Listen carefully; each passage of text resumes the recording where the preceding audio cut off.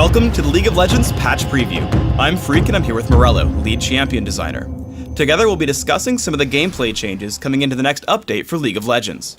Note that this video does not cover every single change, but will explain the thought process behind some of our decisions.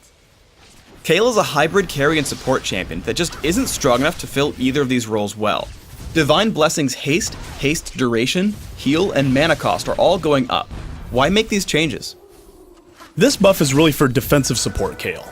Divine Blessing is now more comparable with other burst heals in our game and really allows Kayle to save teammates much more effectively.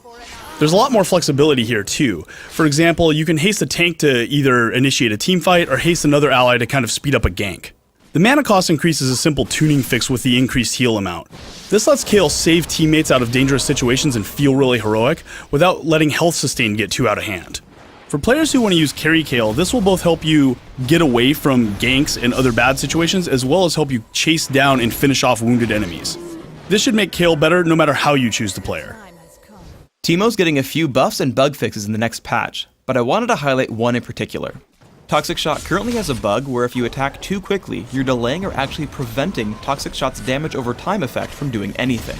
In this patch, we're fixing it so that Toxic Shot will tick once per second as expected, regardless of how fast Teemo's attacking.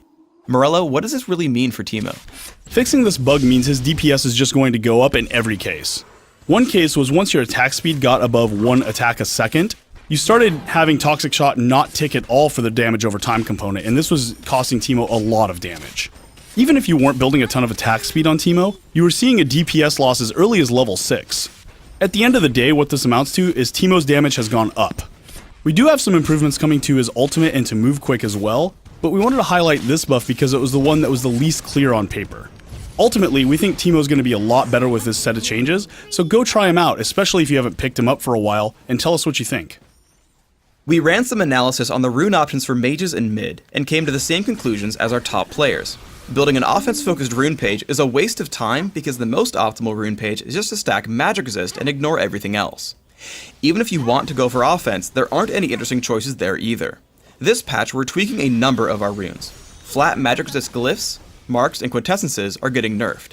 Meanwhile, flat ability power glyphs, magic penetration glyphs, and magic penetration quintessences are getting buffed. What are we hoping to achieve with these changes? Whenever we do rune balance, the goal is always to open up more options and more variety. We want your rune pages to be able to feel powerful and impactful and also be a customization of your playstyle. Since magic resist was outclassing offense, it really just meant you couldn't build an offensive runebook, and we wanted to fix that. For people who did choose to go offensive, there just weren't enough viable options for good runes on the table. By buffing these runes, mages now have more viable, competitive offensive rune page choices. One thing we wanted to bring up is that your runes are not going to waste. If you still build an entire magic resist focused book, you're only going to lose about 4 magic resist total. We've been watching tournament matches and found that games tend to snowball out of control really quickly. Specifically, one team gets a huge level advantage, and even if the losing team wins a fight, they can't regain their footing. In the coming patch, we have a tweak to how champions gain experience when killing other champions.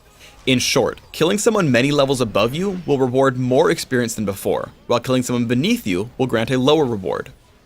What do we expect to see coming out of this change? Killing somebody way above your level is both difficult and takes a lot of skill.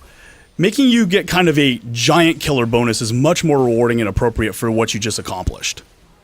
What this means is if a team turns around a losing game with a really epic team fight, now they're back in the game. They regain their footing and you're going to have that back and forth moment like they did before they got behind.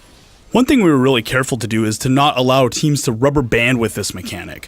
What that means is you're not going to win one team fight and shoot way ahead of the enemy team. You still have to outplay a team consistently to achieve victory. Support characters should really like this. Support characters are around warding the map, helping their team. They fall a little behind in levels. When they start getting in that team fight and racking up assists, they're going to catch up to the rest of their team much more quickly. Thanks for tuning in to the League of Legends Patch Preview. Please subscribe to the Riot Games YouTube channel above, and don't forget to thumbs us up just below the video.